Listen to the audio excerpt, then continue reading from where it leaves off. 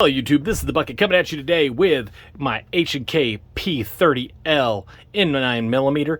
This gun is made by H&K. It's a hammer-fired gun, polymer frame, 17+1 on the capacity. You got 7.7 inches in its length, 5.4 inches in its height, 1.37 inches in its width, 4.4 inches in the barrel. It's going to come in at 24.2 ounces. Now this is a part of a series of pistols called the P30. They have the L, which is this one. This is the long slide. They've got the S, the SKS, the SK, the LS. There's a whole bunch of different variants of this particular gun. But I'm going to talk about the P30 as a pistol as a whole and a little bit about H&K. So H&K was founded after World War II, and they created the H&K 4. They created the P7, the P9S. They were really a company that was really kind of on cutting edge, different types of technology, and was really designed primarily for military and police contracts.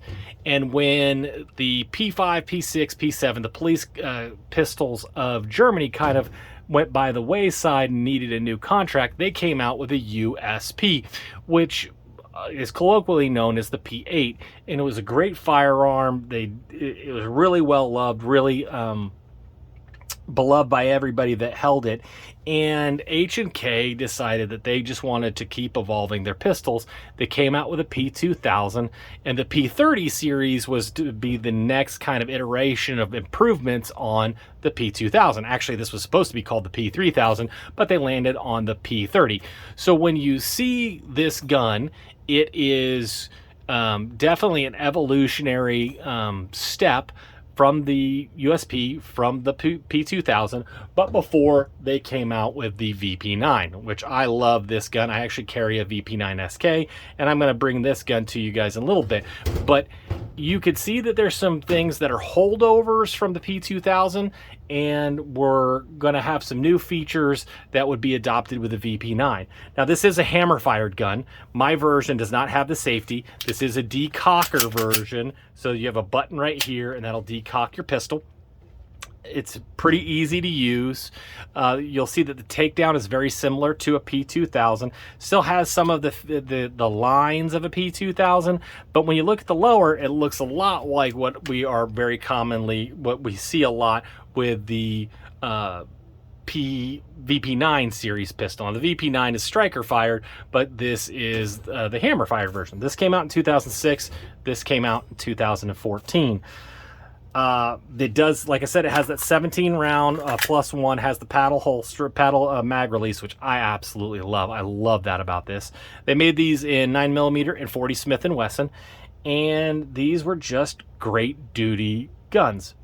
And I love what they did here. They've got 3 interchangeable back straps. You've got 2 side plates that you can adapt to have however you want. I haven't changed these out, but on my VP9 here, I run a small back strap, a medium on my gun side, and then a large on my sport side. I love the way that feels in my hand.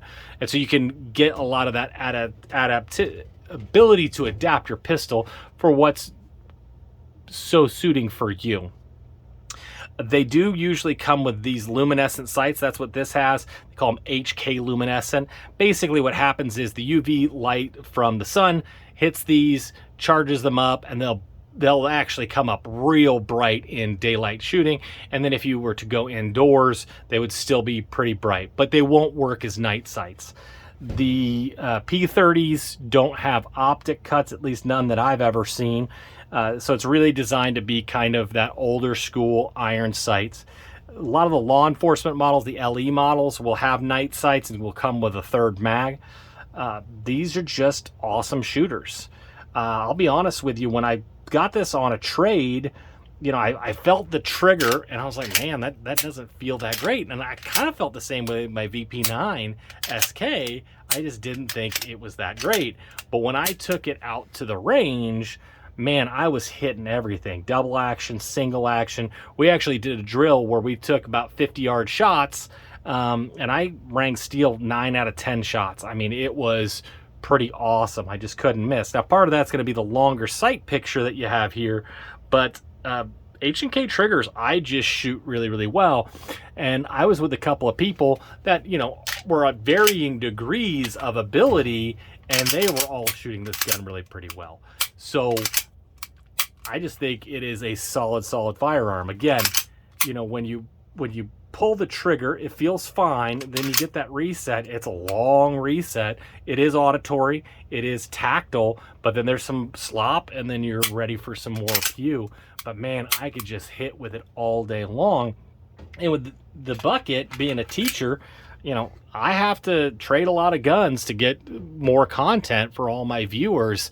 And I just kind of said, this has got to stay in the arsenal. So I'm going to hold on to this, and I'm going to go a little John Wick on this, and I'm going to take some upgrades, and we're going to try out some different things with it to kind of hold on to this gun for a little bit and see how gooder we can make this particular gun. I do want to thank you guys for supporting the channel. All the likes are really appreciated. Shares, comments are always great. And as always, you stay classy, YouTube. Little baby bucket, do you want to live in California? No. Why? Because I'm not a compliment.